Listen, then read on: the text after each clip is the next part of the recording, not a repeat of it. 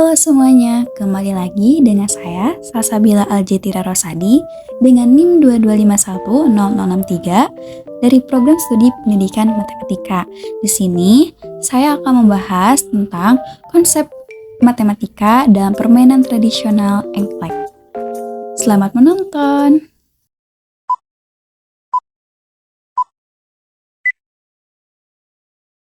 Pendidikan dan budaya merupakan satu kesatuan yang berlaku dalam suatu masyarakat, dan pendidikan merupakan kebutuhan mendasar bagi setiap individu dalam masyarakat. Hubungan antara matematika dan budaya disebut dengan etnomatematika. Etnomatematika bukan hanya tentang matematika, akan tetapi etnomatematika juga mengenai nilai-nilai budaya yang berada di dalamnya. Sama seperti halnya permainan engklek, di mana engklek ini adalah permainan tradisional dan termasuk budaya dari Indonesia. Dalam permainan engklek, ada unsur matematika yang terlibat dalam menghitung langkah-langkah dan strategi untuk mencapai tujuan. Matematika dalam permainan engklek menggambarkan keseimbangan antara logika dan kreativitas. Di satu sisi, ada aspek perhitungan yang ketat dan pemikiran strategis yang diperlukan untuk mengoptimalkan langkah.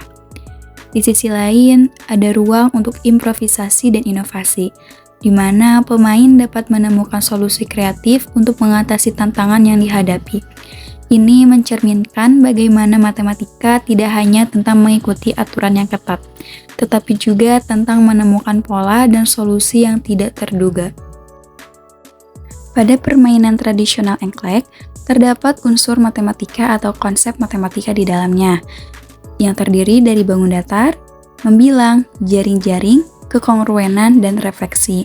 Nah, di sini saya akan bahas konsep matematika yang ada pada petak engklek. Yang pertama, petak engklek memiliki unsur bangun datar.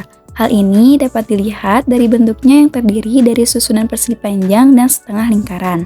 Selanjutnya, yang kedua, petak engklek memiliki unsur pencerminan atau refleksi.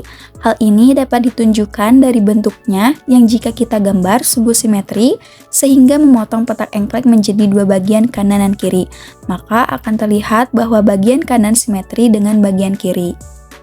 Yang ketiga, petak engklek memiliki unsur kekongruenan.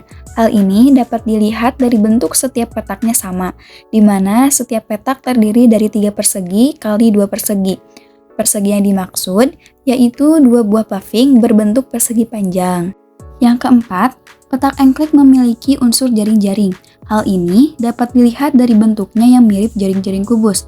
Nah, ketika memulai permainan, gaco dilemparkan pada petak pertama, sehingga petak yang tidak terdapat gaco di dalamnya membentuk jaring-jaring kubus jika setiap sisi memiliki ukuran yang sama.